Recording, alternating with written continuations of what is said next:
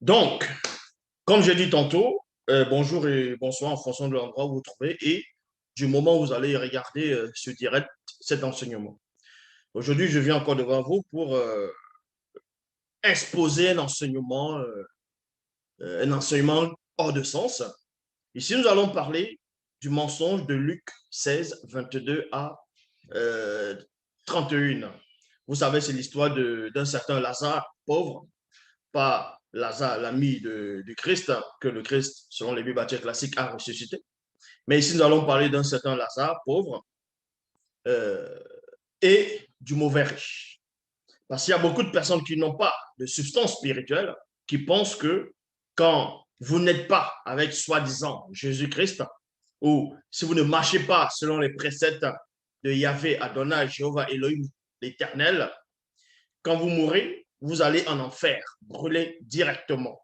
Et d'autres disent que c'est le séjour des morts, ou ceux qui sont contre, c'est-à-dire la Bible actuelle classique, ceux qui ne marchent pas selon les préceptes, on va dire, du christianisme, vont plonger dans les temps de feu, c'est-à-dire dans les flammes de feu, donc le séjour des morts.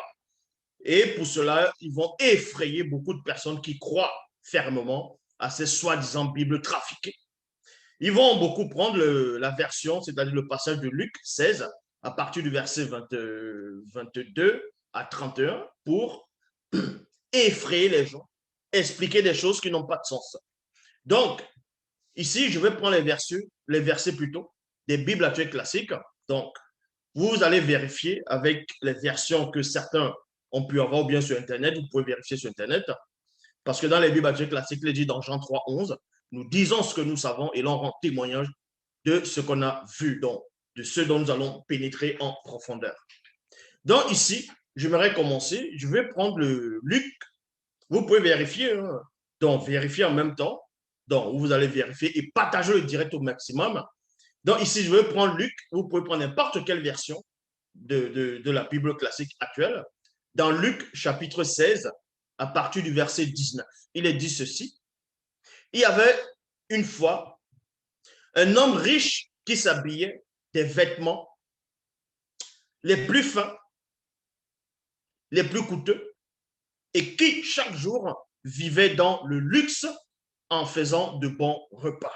Donc, on vous apprend ici que le soi-disant Jésus-Christ ou de Jésus de Nazareth, qu'ils ont inventé ce personnage qui n'existe pas, a donné une parabole sous forme d'histoire.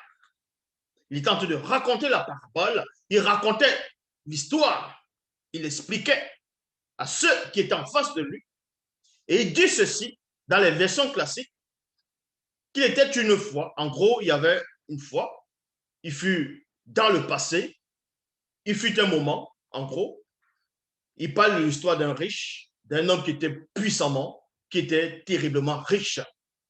Et cet homme qui était riche portait des habits de luxe. Dans d'autres versions, il portait des habits de luxe, des vêtements luxueux, ainsi de suite, dont il aimait s'habiller, il aimait prendre soin de son corps. Et cet homme, dont on n'a pas donné le nom dans les versions classiques ici, faisait des repas, des bons repas, des repas coûteux, donc il dépensait beaucoup sa fortune, beaucoup de son argent pour bien manger, pour bien restaurer son corps. Parce qu'il prenait soin de son corps, de l'intérieur et de l'extérieur. C'est quelqu'un qui aimait festoyer, qui aimait bien manger, la bonne nourriture et bien s'habiller, de beaux vêtements. Et mais par là, on vous dit, et il vivait comme ça tout le temps, tout le temps, tout le temps. C'est en cela où vous comprenez que cet homme, en gros, ce mauvais riche, cet homme riche, parce que dans d'autres versions, on ne va pas dire forcément le mauvais riche, mais on va dire ce riche.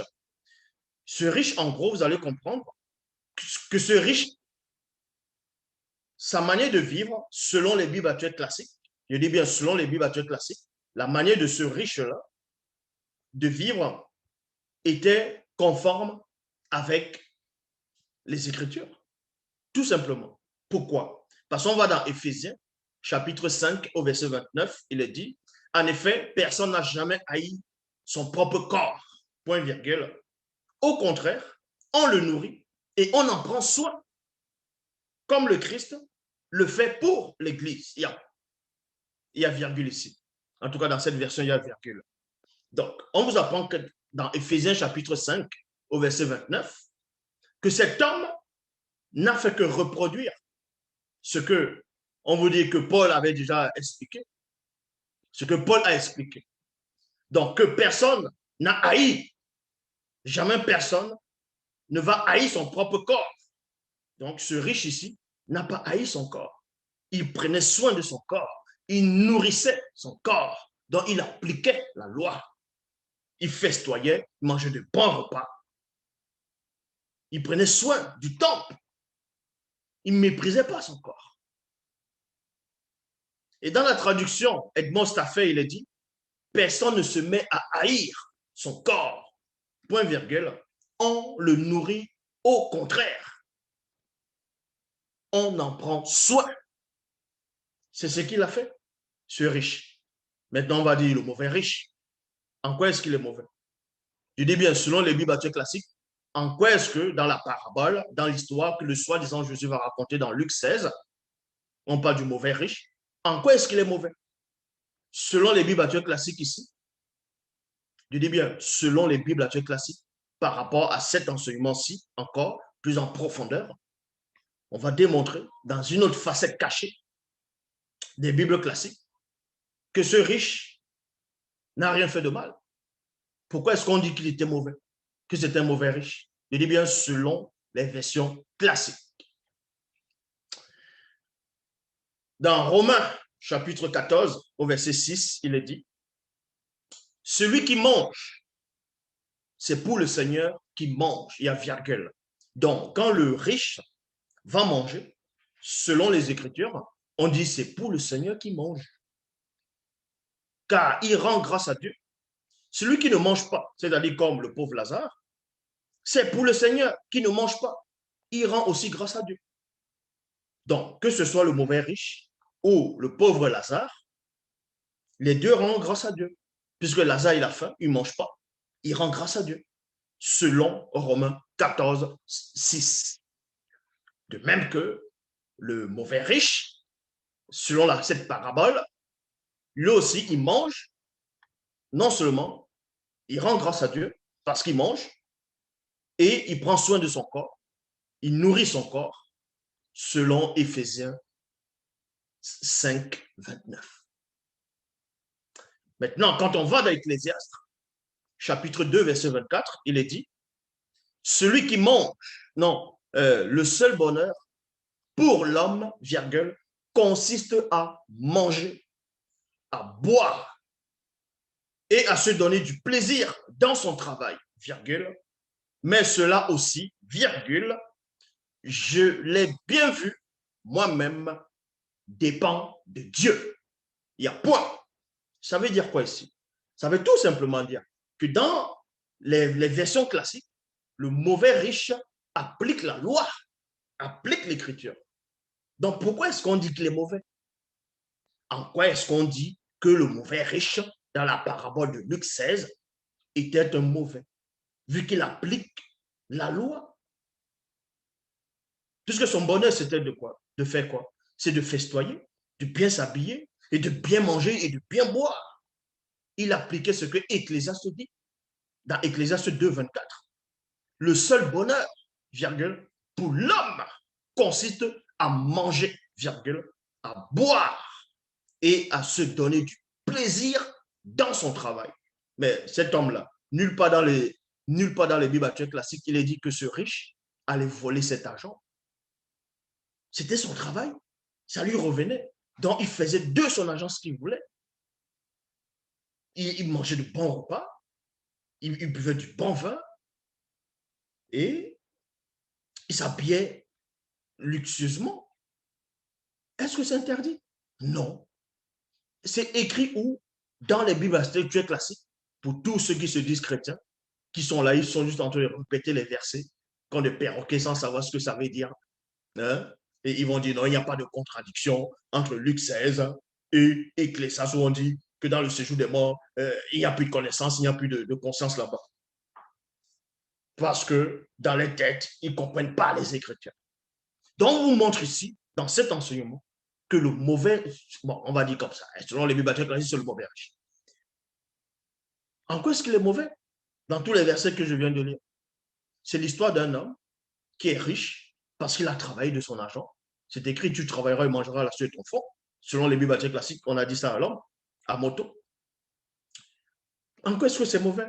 C'est pas écrit ici. Le soi-disant Jésus n'a pas dit que ce riche a volé l'argent, que ce riche a détourné des fonds, que ce riche a escroqué, que ce riche a tué des gens, il allait braquer des gens. Non. C'est l'histoire d'un riche qui obéit à la loi de Dieu, selon les bibliothécaires classiques. Il prend soin du temple, de son corps, il le nourrit, il l'entretient, il mange bien. Ecclésiaste, chapitre 9, au verset 7, il est dit, alors, virgule, mange ta nourriture avec joie, virgule, bois ton vin de bon cœur, car depuis longtemps, Dieu approuve ce que tu fais. Ben, c'est ce que ce riche faisait. C'est ce que ce riche faisait. Ce riche l'a fait. Ce riche a mangé sa bonne nourriture avec joie, puisqu'il festoyait. Il buvait son bon vin. Il rigolait. Il était content.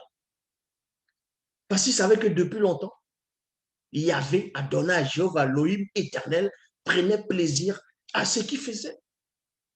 Donc, d'où vient ici qu'on vous dise que Lazare, dans la parabole de Luc 16, c'était un mauvais?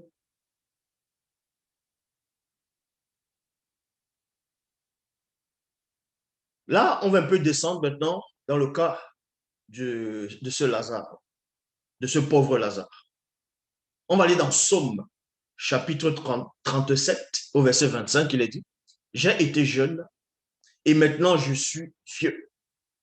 Mais je n'ai jamais vu quelqu'un qui obéit à Dieu rester sans secours. » Il y a virgule. Je m'arrête dans la virgule ici.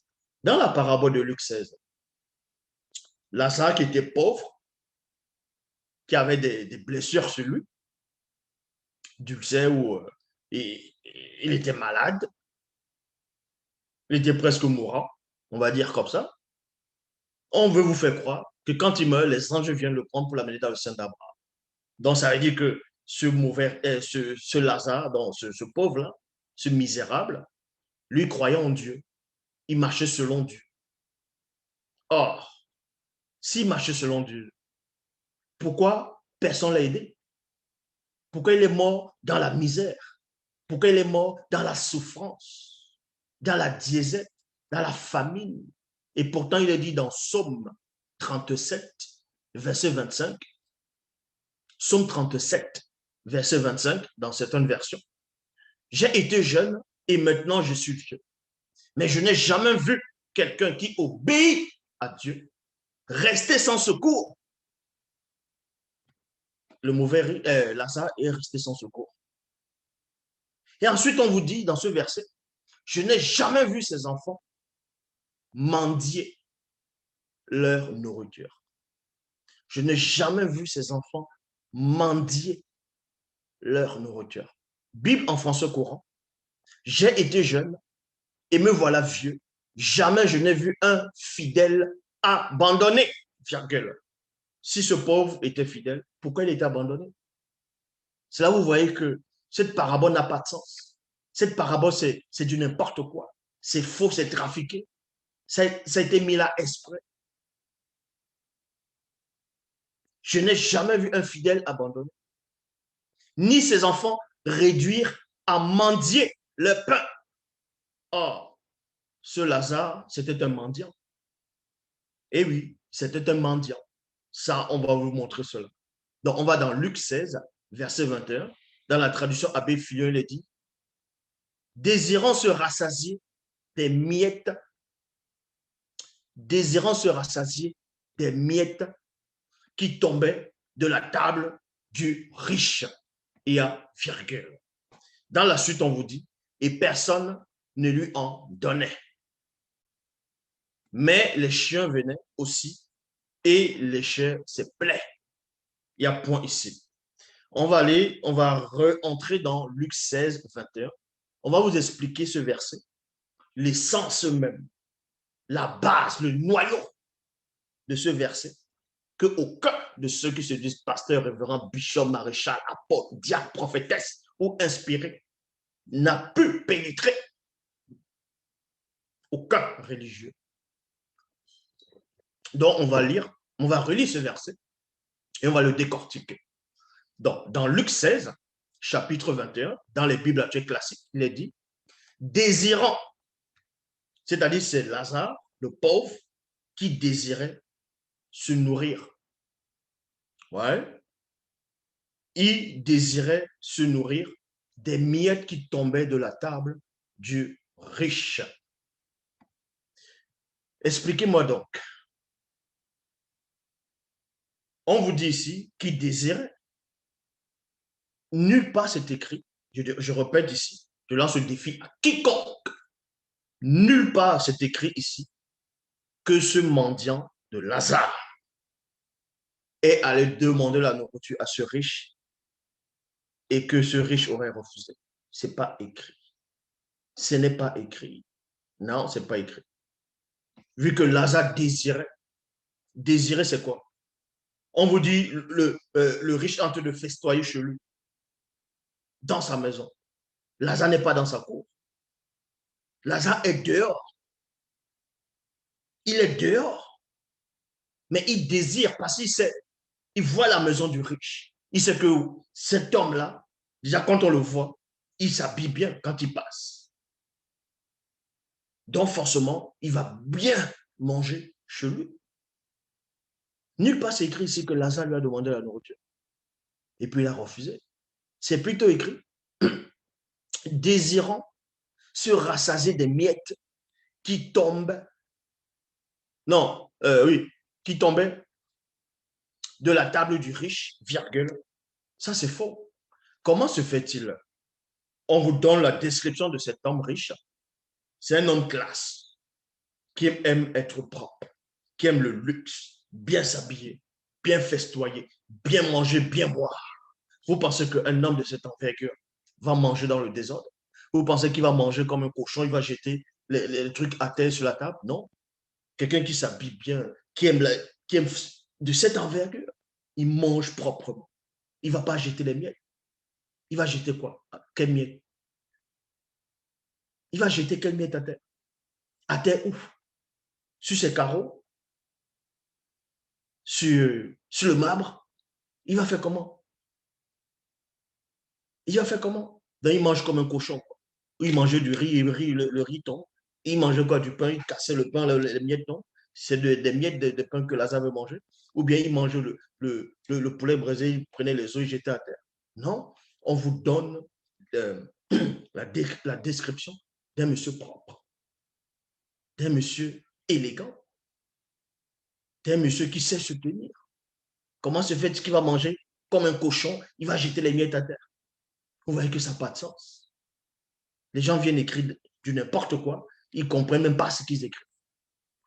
Ça, ce sont des gens qui vivaient à une époque où ils n'étaient même pas civilisés. Ils étaient en train de manger. Allez, ils mangeaient comme des cochons, ils jetaient les miettes aux chiens. Et c'est les mêmes gens qui viennent écrire les Bibles actuelles classiques. Et là, vous acceptez n'importe quoi. Donc, depuis quand Lazare le voyait, comment Lazare faisait pour voir ce riche en train de manger chez lui, sur la table? Comment Lazare savait que les miettes tombaient? Mais on vous apprend néanmoins. Désirant se rassasier des miettes qui tombaient de la table du riche, et personne ne lui en donnait. Mais les chiens venaient aussi et léchaient ses plaies. Dans la version ici, il n'est pas dit que c'était les chiens de ce riche qui sont sortis de la baraque, qui sont venus lécher les plaies de Lazare. Ce n'est pas écrit ici que Lazare demandait les miettes et puis le mauvais riche a dit non.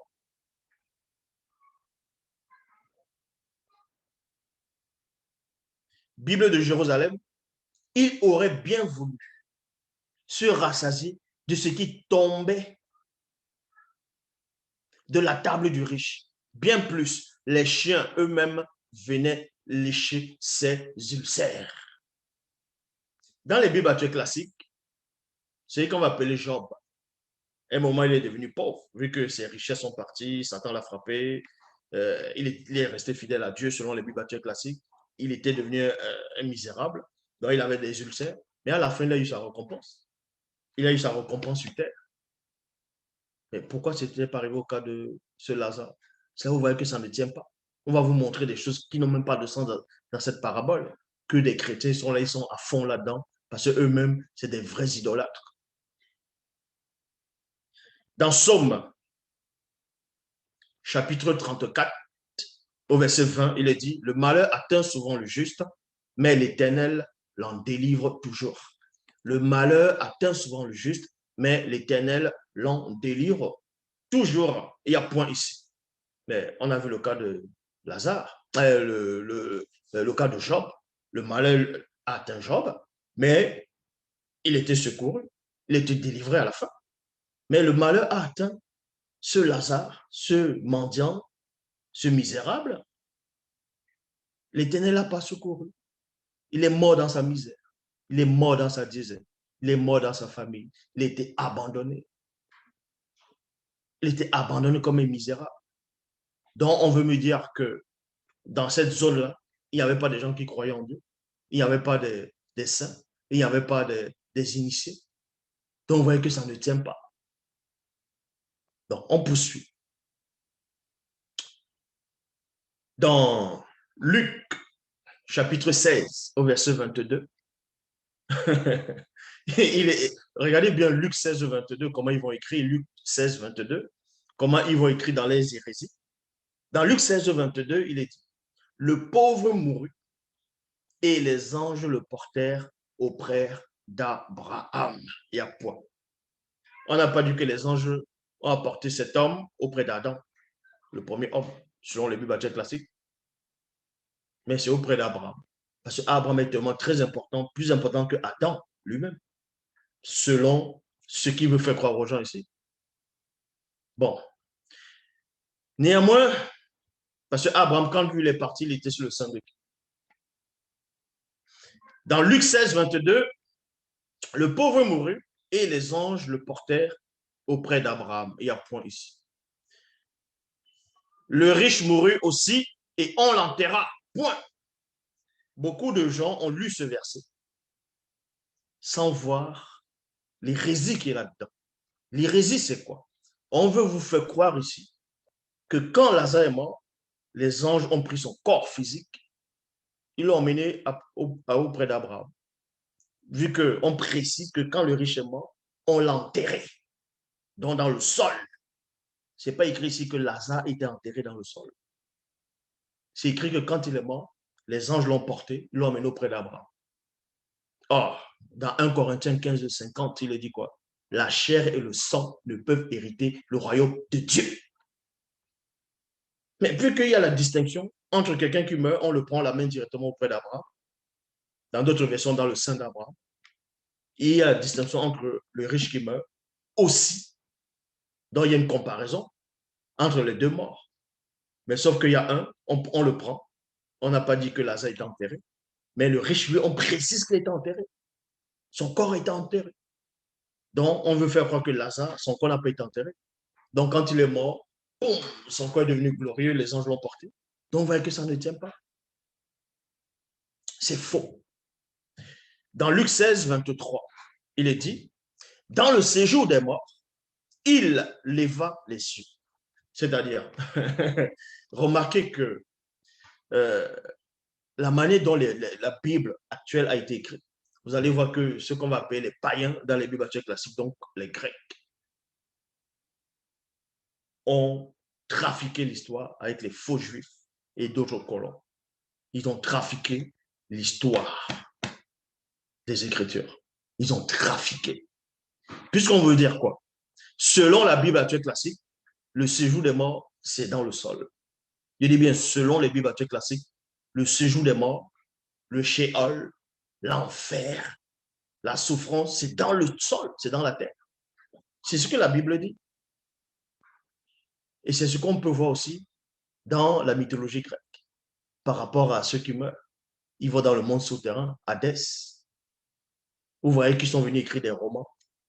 Les gens, ils se prétendent être des chrétiens. Certains ont des diplômes, ils ont bac+3. Ils sont ingénieurs, ils sont, on va dire, d'autres sont peut-être docteurs, mais ils n'arrivent pas à faire la distinction entre le vrai et le faux quand ils lisent les Bibles. Parce que quand ils viennent lire la Bible, c'est l'idole qui est en eux. Vous voyez? Donc, Luc 16, 23 veut vous faire croire que deux personnes meurent. Il y a un, on prend la main directement en haut, l'autre, on l'enterre. Donc, ça voudrait dire qu'il y a un qu'on n'a pas enterré. Et ça ne tient pas. Mais bon, dans Nombre,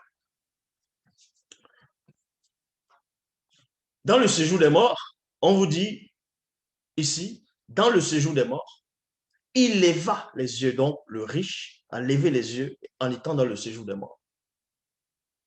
Et, virgule, en proie au tourment, il vit de loin Abraham et Lazare à son sein. Oh!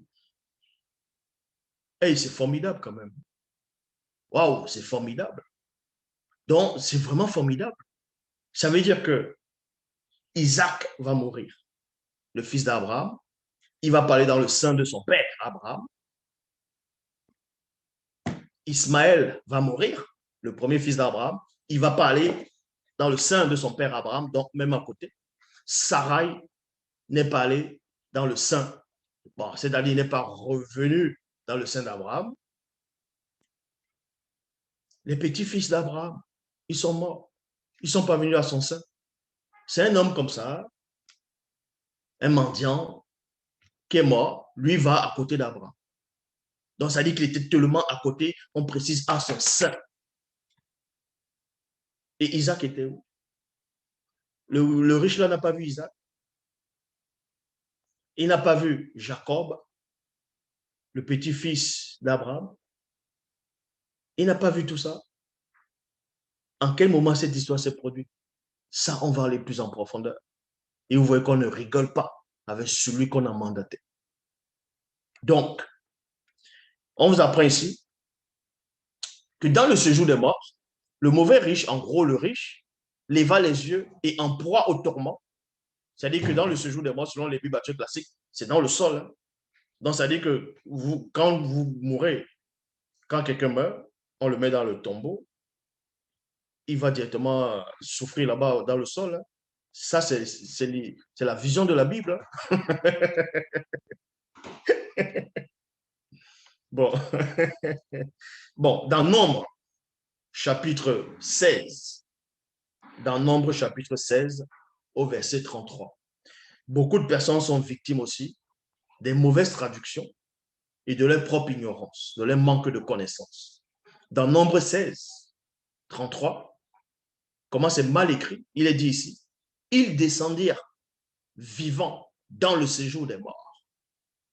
Eux et tout ce qui leur appartenait. La terre les recouvrit. Vous voyez, la terre les recouvrit. Donc, pour eux, le séjour des morts, c'est dans la terre. C'est dans le sol, c'est le tombeau. C'est ça le séjour des morts. Le séjour des morts. Parce que le corps physique, on enterre dedans, donc le corps est mort, donc c'est le séjour des morts. Voilà l'histoire de la Bible. Le séjour des morts, c'est ça. Il disparut au milieu de l'ensemble. Traduction Abbé Filion, il est dit, ils descendirent tous vivants dans l'enfer. Il y a virgule. Recouvert de terre. Donc, dans, dans l'enfer, l'enfer est recouvert plutôt de terre. Des cailloux, du sable, tout ça. Donc, vous voyez, waouh, attendez un peu. Donc, on te met dans la caisse, dans le cercueil. On creuse peut-être 5 mètres de profondeur ou 3 mètres en fonction de, ou 2 mètres de profondeur, ou peut-être 1 mètre de profondeur en fonction des personnes. On te met dedans, allez, on recouvre, tu es dans le séjour des morts. Et si tu es mauvais, si tu n'as pas marché selon le soi-disant Jésus, ce démon-là, ce faux Dieu de Yahvé, allez, tu vas en enfer. Comment? Ah, c'est ton âme qui quitte ton corps. Et puis tu vas en enfer. Attendez, expliquez un peu là. Peut-être Zouloula ne comprend pas. Zouloula ne comprend pas quoi, quelque chose. Ou en fait, je suis. Waouh! Donc, ça veut dire, en gros, selon la Bible actuelle classique, quand quelqu'un meurt, quand quelqu'un meurt, déjà son esprit retourne à l'endroit initial. L'homme est composé de trois dimensions, l'âme, l'esprit, l'âme et le corps. Donc, quand l'âme quitte le corps, l'âme attend, selon ce que la Bible veut faire croire, l'âme va attendre. Jusqu'au moment où on enterre le corps, c'est là où l'âme maintenant va souffrir. C'est ça. Vu que quand le riche est mort, quand il meurt, pas, on ne l'a pas enterré tout de suite. Juste c'était un riche. Il y avait des cérémonies à faire. Il y avait beaucoup de cérémonies à faire. Il y a des personnalités qui viennent à l'enterrement. Il y a la veillée, ainsi de suite, avant de le mettre dans le sol. Dans le moment où il vient de mourir, on le met pas, tant qu'on ne le met pas dans le sol, il ne peut pas souffrir dans l'enfer. Vu qu'on vous dit ici, le riche mourit aussi et on l'enterra. Dans le séjour des morts, virgule, il leva les yeux. C'est-à-dire que si on ne l'avait pas enterré, il ne peut pas aller dans le séjour des morts. Donc, ça voudrait dire quoi? Laisser alors les corps des gens dans la morgue, que ça reste comme ça, là. Ou bien on va momifier un corps, quelque part, on ne l'enterre pas dans le sol. Vous voyez? Parce que les gens ont peur qu'on enterre, d'autres personnes ont peur qu'on enterre les corps dans le sol. Parce qu'ils ont peur d'aller à l'enfer. Non, mais sérieux. Quand les gens viennent écrire des hérésies comme ça, en fait, d'une part, c'est normal. Parce que quand ils écrivaient à cette époque-là, ils étaient plus intelligents que la moyenne de cette époque. Ils ont cru que l'humanité va rester euh, dans l'état où des gens qui n'étaient pas intelligents à leur époque étaient, allaient rester ainsi. Ah non, ah non, ah non. Donc, dans le séjour des morts, il leva les yeux. Donc, il a fallu qu'on l'enterre d'abord pour qu'il aille dans le séjour des morts. Donc, tant qu'on ne l'enterre pas, il n'ira pas dans le séjour des morts. Est-ce que vous comprenez? Il n'ira pas dans le séjour des morts, selon les versions classiques, selon les fausses versions qui n'ont pas de sens. Et on ose vous dire qu'au temps de Moïse, il y a des gens qui sont rebellés. Moïse s'est fâché. Et les gens sont entrés dans le séjour des morts vivants. Mais c'est quoi le séjour des morts? Dans d'autres versions, on dit l'enfer. Mais dans la traduction du rabbinat français endocane, il est dit, ils descendirent, eux, tous. Ils descendirent, eux et tous. C'est-à-dire, il est leur. Vivant dans la tombe. Point virgule. La terre se renferma sur eux et ils disparurent du milieu de l'ensemble. Ça veut dire quoi? Ça veut tout simplement dire que il y a eu une sorte de tremblement de terre. Mais ils sont entrés dans la crevasse en étant encore conscients, vivants. Et boum, quand ça se ferme, ben, ils meurent là-bas dedans. C'est ce qu'on va dire. Ils sont, puisque c'est le corps qui meurt, qui va dans le sol. C'est une sorte de séjour des morts, le sol. Maintenant, les gens qui n'ont pas de connaissances vont dire, ah oui, mais on peut aller dans le séjour des morts vivants. La preuve, Jésus a dit que le mauvais riche allait dans le séjour des morts. Et là-bas, il était vivant, il parlait encore. Non, mais sérieux. Vous comprenez, vous comprenez pas les Écritures?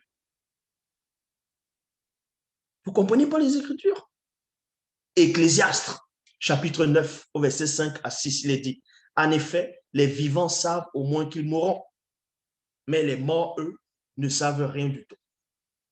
Ils n'ont plus rien à attendre puisqu'ils sont tombés dans l'oubli. Leur amour leur haine, leur jalousie sont mortes avec eux. Et ils ne participeront plus jamais à tout ce qui se fait ici-bas, à tout ce qui arrive ici-bas. Ecclésiaste chapitre 9 au verset 10, il a dit, tout ce que tu peux accomplir avec tes seules forces, fais-le, point. Car dans le monde des morts, le monde des morts, c'est-à-dire quand quelqu'un meurt, son corps va là-bas, tu n'es pas conscient. C'est comme si on ne t'avait pas accouché. Ça, c'est ce que Ecclésiaste dit ici. Toi qui viens parler, tu dis non, la parabole, tu es qui face à Salomon? Tu es qui face à Salomon? Tu es qui face à Salomon? Pour dire que Salomon s'est bourré, toi, tu as raison. Parce que, non, le soi-disant, Jésus a donné une parabole dans Luc. Et vous savez qui est Luc? Vous savez qui est Luc? Donc, Salomon dit ici, bon, l'Ecclésiaste 9, 10, tout ce que tu peux accomplir avec tes forces, fais-le. Car dans le monde des morts où tu vas aller, on ne peut rien faire. On ne peut pas réfléchir. Il n'y a ni connaissance ni sagesse. Psaume 6, 6, il est dit, car dans la mort, on ne peut plus penser à toi. À qui? À Dieu. Chez les défunts, on ne peut plus te louer. Mais comment se fait-il que le riche, dans Luc 16, 24, c'est écrit, alors il s'écria, Père Abraham, aie pitié de moi. Ou dans le monde des morts, il voit quand même Abraham de loin, quelque part. Mais Lazare, les anges l'ont porté. Les anges ont porté Lazare. Ils l'ont emmené au sein d'Abraham. Le riche, il meurt. On l'enseveli dans le sol. Et là-bas, il est dans le séjour des morts. Étant dans le séjour des morts, il arrive à voir Abraham et Lazare. Abraham et Lazare étaient dans quelle dimension? Ils étaient plus sur terre. Vu qu'on a dit les anges l'ont porté, ils sont partis avec lui. On n'a pas dit que les anges l'ont porté, ils sont descendus avec lui. Les anges l'ont amené, ils ne sont pas descendus avec lui. Donc, là où Lazare se trouvait, il n'était pas sur la terre. Or, le riche était encore sur la terre, mais dans le sol, selon les bibliothéques classiques. Et comment il faisait pour voir Lazare en étant encore dans le monde des hommes, dans le sol, il voyait dans une autre dimension. Bon, on va dire c'est possible par rapport au spirituel là. Mais vous voyez que ça ne tient pas toujours. Pourquoi? Parce qu'ici, il va dire non seulement Ecclésiaste contredit Luc 16. Dans le séjour des morts, ce mauvais riche ne pouvait pas être conscient. Il ne pouvait pas être conscient. Salomon l'a démontré dans Somme 6, 6, pareil. Donc, alors il s'écria, Père Abraham, aie pitié de moi. Envoie donc Lazare tremper le bout de son doigt dans de l'eau pour me rafraîchir la langue, car je souffre beaucoup dans ce feu. Quelle langue? C'est quelle langue? Sa langue astrale, spirituelle ou physique. Sa langue n'était pas en décomposition.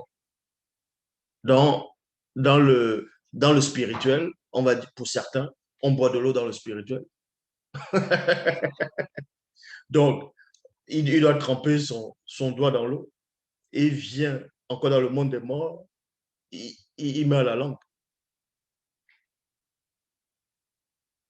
Tout son corps ne souffre pas. Il a juste besoin qu'on trempe le bout du doigt sur la langue parce qu'il a soif ou bien il a trop chaud. Donc la langue va le rafraîchir. Non, mais sérieux.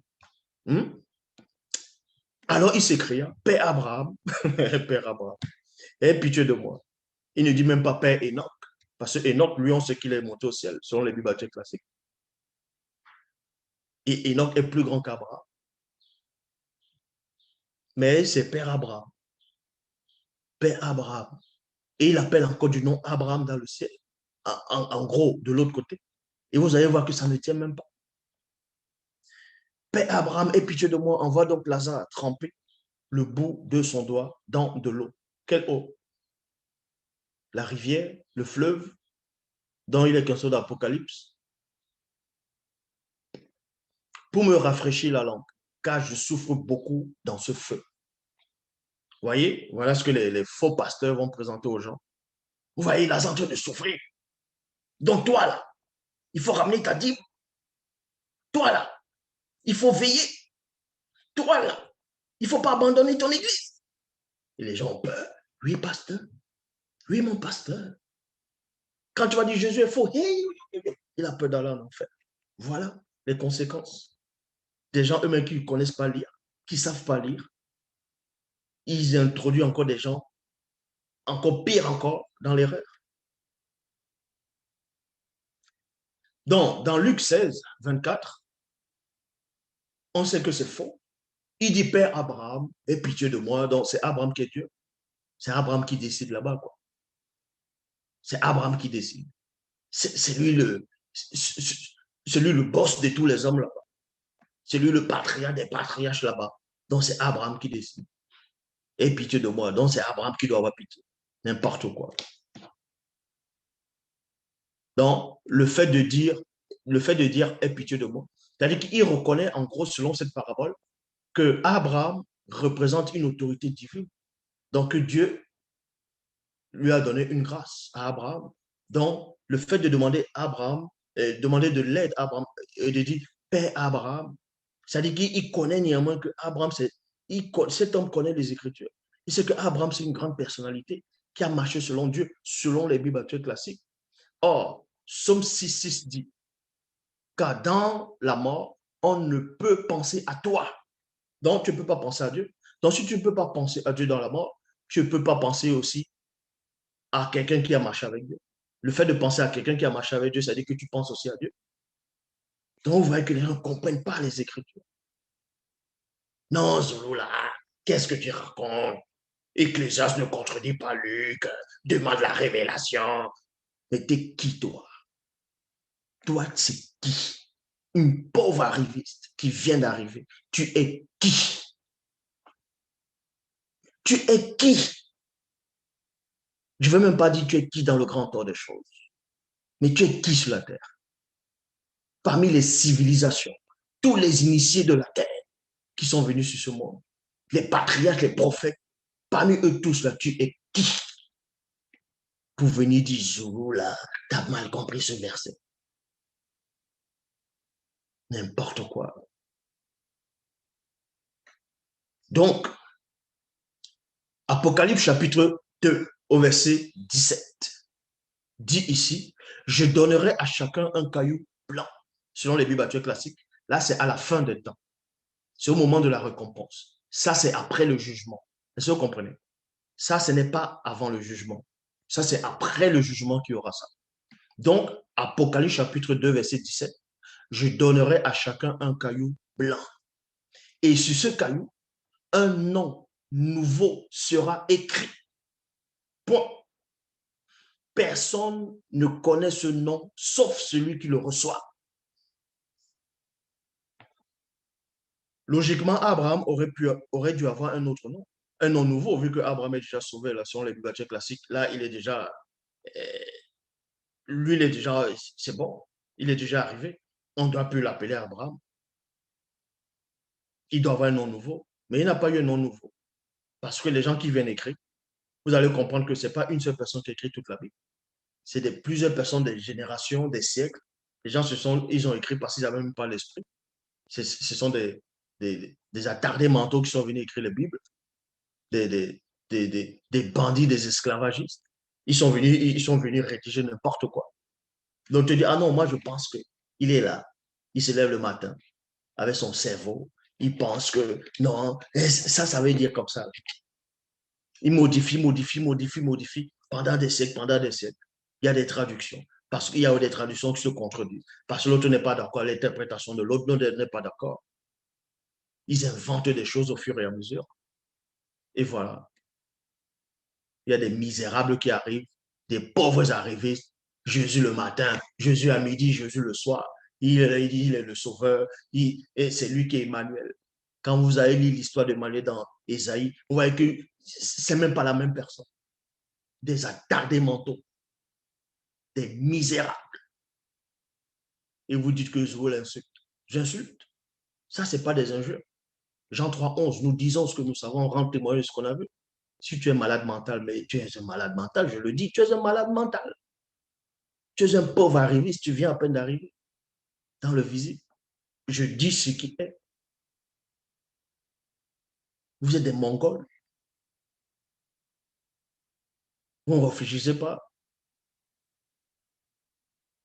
Des esclavagistes sont arrivés, des vrais racistes. Ils ont pris l'histoire du peuple noir, ils ont modifié, trafiqué pendant des siècles avec des contradictions, des erreurs, des mensonges que eux-mêmes ils comprenaient même pas les vraies écritures. Ils ont écrit pendant des siècles, de génération en génération. On vient en Afrique, on prend vos pères, vos ancêtres, on les fouette, on les fait accepter les fausses religions par force. Et quand les générations après, ils accouchent, ils naissent dans ces religions, et vous arrivez, les pauvres arrivistes, vous trouvez ça. Ah non, ça c'est la vérité. Alors que vous ne connaissez même pas l'histoire de vos aïeux. Comment on les a massacrés, on les a fouettés pour accepter ces abominations, ces fausses écritures. Et vous voulez n'importe quoi. Donner le verset à qui? Tous ces gens qui écrivent cette Bible-là, les Louis II, Darby, Orsteval, ainsi de suite, même s'ils ressuscitent là, ils viennent devant moi, ils ne peuvent pas s'en sortir. Ils ne peuvent pas s'en sortir.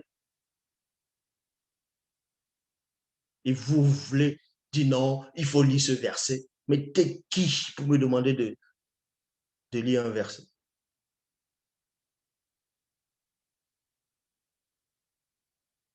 C'est comme s'il y a un singe vient. Vous voyez, il y a un singe qui vient. Il demande au dauphin, non, je vais t'apprendre à nager. Il ne faut pas nager comme ça. Non, mais un singe qui dit au dauphin, ah non, tu te déplaces pas bien dans l'eau. Je vais te montrer comment tu te déplaces dans l'eau.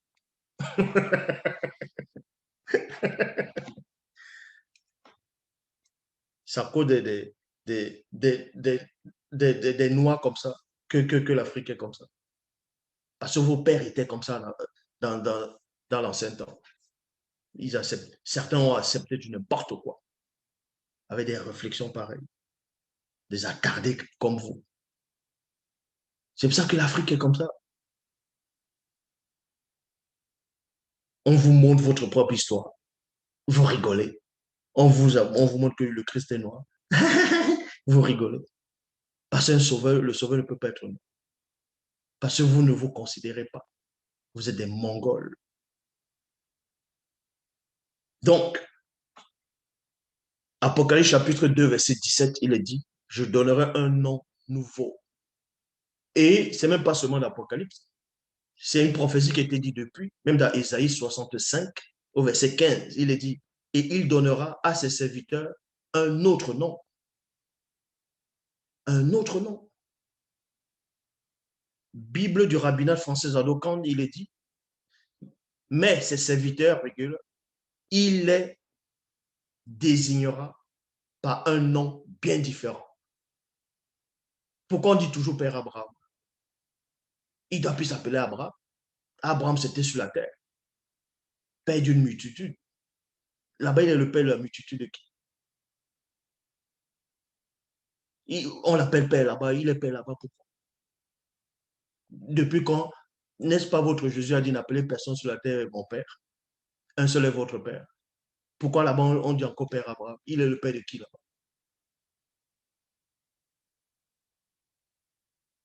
Dans Luc 16, 25, Abraham répondit, mon enfant, souviens-toi.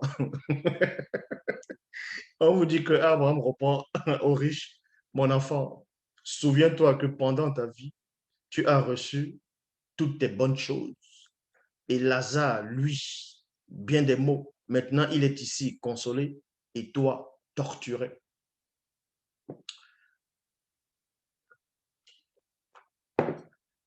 Et toi torturé. Donc, on est en train de le torturer. Qui est en train de le torturer? Les anges ou les démons? Parce qu'il y a des faux pasteurs qui pensent que c'est les démons qui sont en train de torturer les gens en enfer. Quand tu sors comme ça, ils te donnent, boum, tu entres encore, tu cries, le démon, il torture. La fourchette, l'enfer de Dante. Oh, ça fait comment de ne pas être intelligent? Comment ça fait, en fait, je sais. Ça fait comment de ne pas être intelligent, en fait? Comment ça fait? Comment ça fait? Bon, je ne veux même pas savoir. Je ne veux pas savoir, je ne veux pas savoir. Bon, euh, dans Ésaïe, chapitre 38, au verset 18, Bible en français courant, dans le monde des morts, personne ne te loue. Je répète, Ésaïe 38, au verset 18, dans le monde des morts, personne ne te loue. Ce ne sont pas les cadavres qui peuvent t'acclamer. Quand on descend dans le monde, quand on descend dans la tombe, virgule, il est trop tard pour espérer en ta fidélité, contrairement à ce que le riche entre de vouloir faire dans Luc 16, 25. Il essaie d'espérer à la fidélité de Dieu par Abraham. Or, Isaïe dit non. Quand tu es mort, tu ne peux plus espérer à la fidélité. C'est fini. Ecclésias chapitre 9, au verset 10, Bible des peuples, car au séjour des morts, où tu vas, où tu t'en vas, il n'y a ni travaux, ni problème. Voyez, ni problème. Dans la Bible des peuples, ni problème. Donc, les problèmes, c'est quoi? Quand tu as les problèmes, tu es dans le tourment. Donc, il n'y a pas de problème. Ni connaissance, ni sagesse. Maintenant, il y a quelque chose encore que beaucoup de gens ont lu, n'ont pas compris. Dans Luc 16, 26, il est dit, pourtant, un grand abîme existe entre nous et vous. Point. Ceux qui voudraient passer d'ici vers vous ne le pourraient pas. Point. Un virgule. Ni traverser de là vers nous. Point. Pourquoi Abraham dit ça à ce riche-là? Que, et de toutes les façons, admettons que j'ai envie de t'aider. Admettons que j'ai envie d'envoyer Lazare, parce que c'est Abraham qui commande là-bas. Ah, ben dis donc. Et pour les catholiques, c'est Pierre qui commande. C'est lui qui a les clés du paradis. Oh, vous êtes mal barré. Vous êtes vraiment mal barré. Donc, Abraham lui dit en gros, admettons que j'ai envie de t'aider. Il y a un grand abîme, il y a un grand fossé, il y a un grand trou qui nous sépare. C'est-à-dire que Lazare ne peut pas quitter là pour arriver de l'autre côté. Et toi non plus, tu ne peux pas quitter là-bas pour venir ici. Ah, tu ne peux pas. C'est comme ça, il ne sait pas autrement, tu ne peux pas. Mais pourquoi il précise ça? Vous allez savoir pourquoi. Luc 16, 26. Pourtant, un grand abîme existe entre nous. Dans la nouvelle Bible seconde, il est dit, en plus de cela, non, en plus de tout cela, un grand gouffre a été mis entre nous et vous, afin que ceux qui voudraient plutôt passer d'ici vers vous ne puissent le faire, et qu'on ne traverse pas non plus de là-bas vers nous. Vous voyez, premièrement, il y a un indice, il y a un grand abîme, il y a un grand trou, un grand vide. Mais on vous apprend, quand on entre dans d'autres versions, on vous apprend que ce grand vide a été placé là, exprès, pour que, on va dire, ceux qui sont au sein d'Abraham, ceux d'autres vont dire au paradis, ne puissent pas aller en enfer.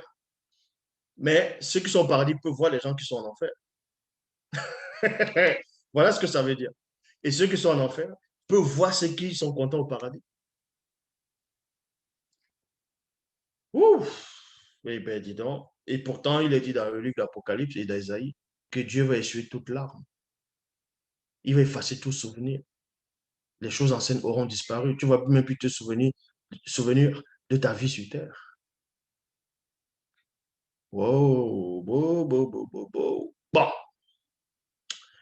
ici, il y a un grand abîme qui existe entre le paradis et l'enfer. Donc, ceux qui sont en enfer ne peuvent pas aller au paradis. Ceux qui sont au paradis ne peuvent pas aller en enfer. Et vous voyez que c'est exactement dans la mythologie grecque. Ça, c'est du n'importe quoi qu'on vous écrit là. Hein? Exactement comme dans la mythologie grecque.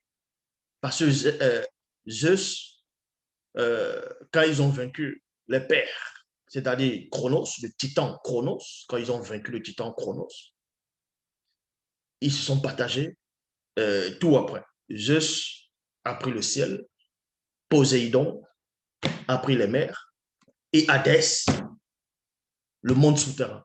Donc, on a enfermé Hadès dans le monde souterrain. C'est-à-dire que Hadès ne pourra pas quitter de là-bas pour aller à l'Olympe. Bon, voilà Zeus, ainsi de suite. Et maintenant, d'autres vont dire en fonction, ils vont faire des films. Donc, on voit que c'est exactement la même chose. C'est pour ça qu'on appelle ça le Nouveau Testament. Et quand on vous dit que, on va vous dire, traduire après les textes originaux, hébreu et grec. Waouh, waouh, waouh, waouh. Ben, dis donc, les textes originaux, hébreu et grec. Donc, Adam parlait l'hébreu, il parlait le grec. Bon, Bible du semeur. Écoutez attentivement la révélation. Dans Bible du semeur, il est dit, de plus, virgule, il y a maintenant un immense abîme entre nous et vous. Et, virgule, même si on le voulait, vous voyez, même si on le voulait, on ne pourrait ni le franchir pour aller d'ici vers vous, ni le traverser pour venir de chez nous, c'est-à-dire, oui, de chez vous ici. Tel que Abraham dit, admettons que même si j'ai envie d'envoyer Lazare, même si on a envie de venir, on ne peut pas. Parce qu'on vous dit ici, il y a maintenant un abîme. Il y a maintenant. Donc, quand on dit maintenant, ça dit qu'avant, il n'y en avait pas. Donc, en gros, ça voudrait dire que avant, ceux qui étaient en enfer pouvaient, ils fuient là-bas, là, ils entrent au paradis et ils sèment le trouble là-bas. Ou bien ceux qui du paradis pouvaient aller en enfer. Aller rejoindre, hey, les défunts qui sont morts là, depuis là, hey, hey, tu es où là? Viens, viens, Mamadou, viens. Voyez? Et quand, soi-disant Dieu, il y avait Adonai, Jéhovah, Elohim, a découvert ça, a dit, ah, ça, c'est pas bon. Allez, allez mettre la Bible, allez séparer. Allez séparer. Maintenant, ceux qui voudront quitter de là pour arriver là-bas, contrairement, ne puissent le faire. Waouh! Waouh! C'est quand même bizarre, quand même. Comment vous arrivez à lire ces hérésies? Vous croyez en ça? Vous adhérez à ça?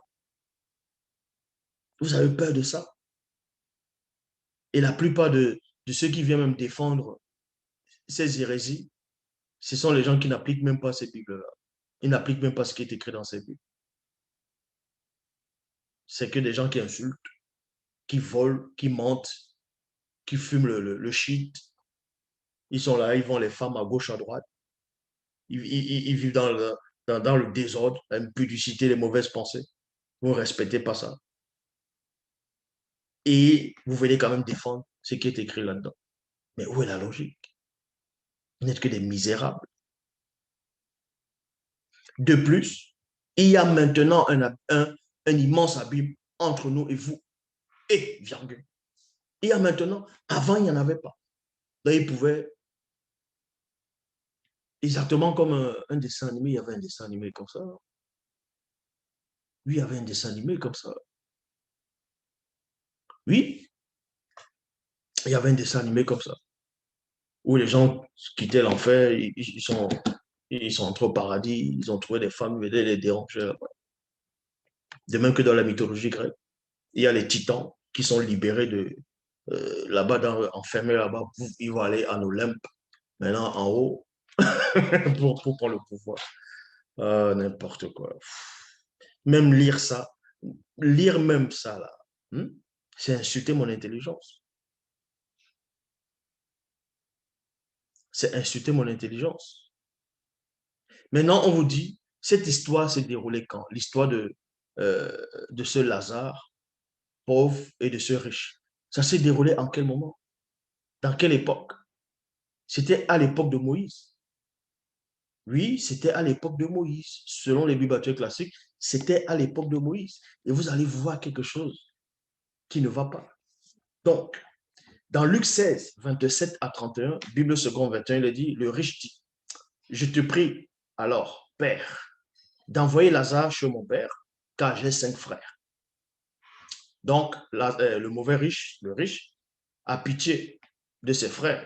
Il a la compassion, il a l'amour pour ses frères. Il ne veut pas que ses frères viennent dans le lieu de tourment. C'est-à-dire qu'il manifeste une sorte de compassion. Or, Ecclésiaste dit, leur amour, leur envie est fini. Or, lui, il a envie de sauver ses frères. Donc déjà, ça ne tient pas. Et de deux, c'est pour qu'ils les avertissent, afin qu'ils n'aboutissent pas, virgule, eux aussi, dans ce lieu de souffrance.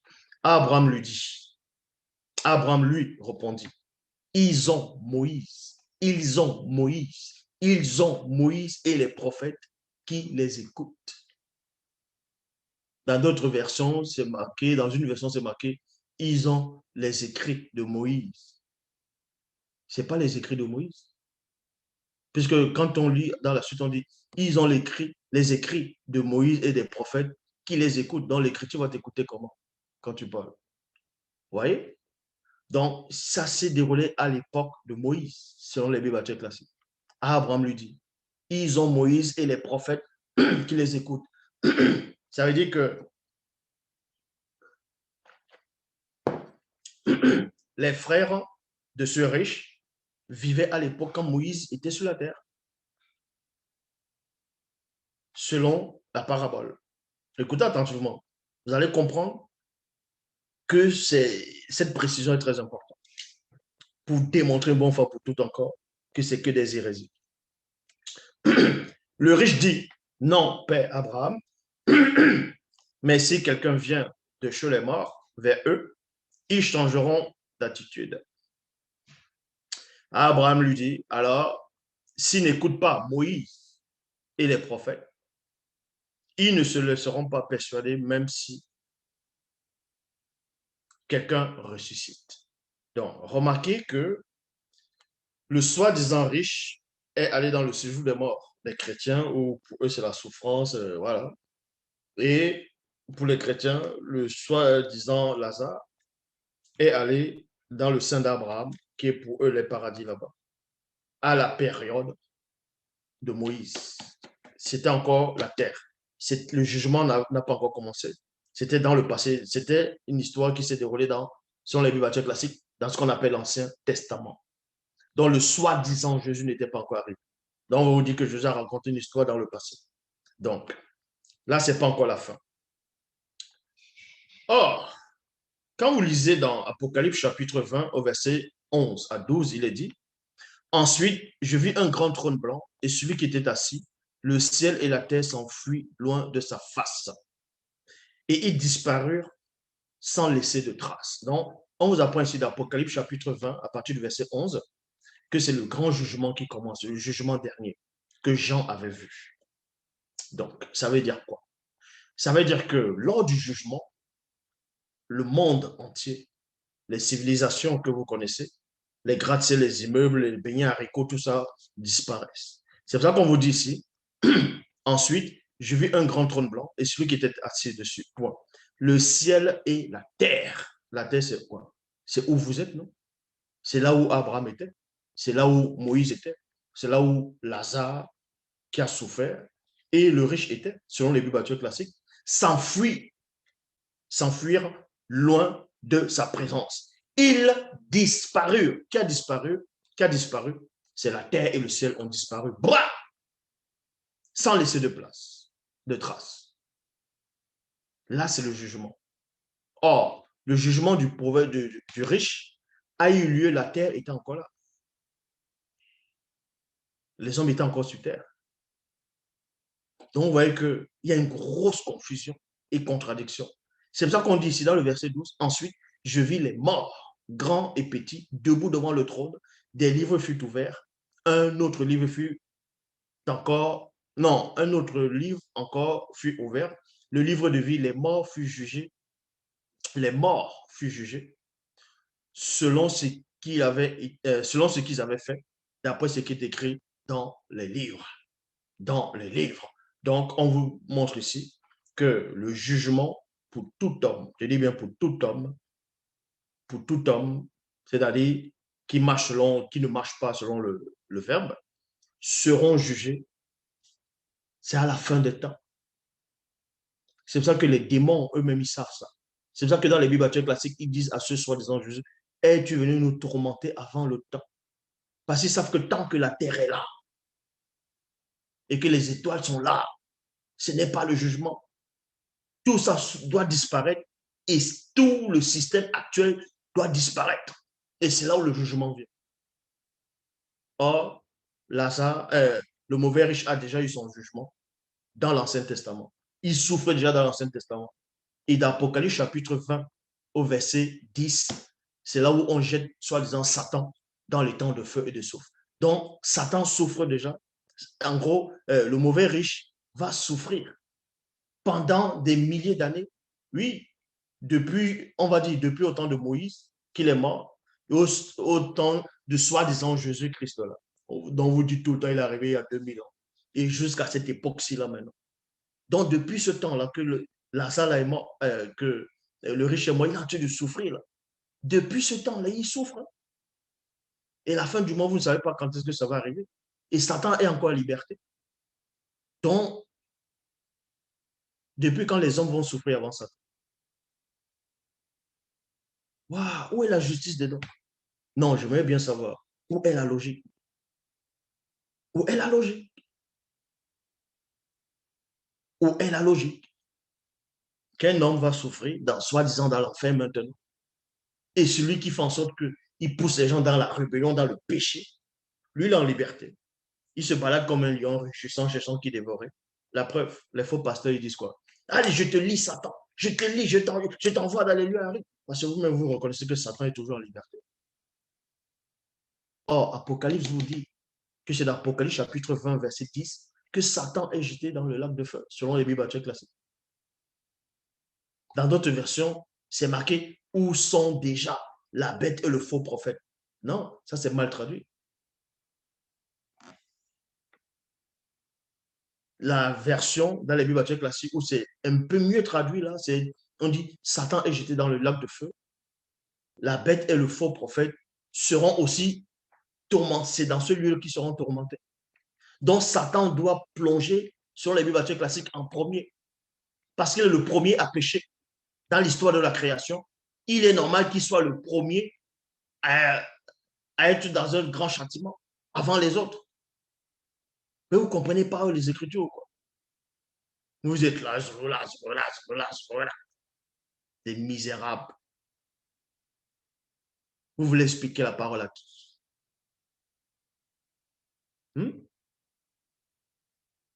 Je connais l'explication de toute la Bible, de toutes les versions, de tous les livres religieux qui existent. Et tout, je répète ici, tous les livres religieux, toutes les religions, sans exception, sont fausses. Je dis bien, sont fausses. La seule version authentique, c'est la Bible. Kalatambale. L'Oba se glorifie toujours. Donc, on est vendredi. Il y a des questions-réponses. Vous savez où devez vous connecter pour répondre. À plus tard.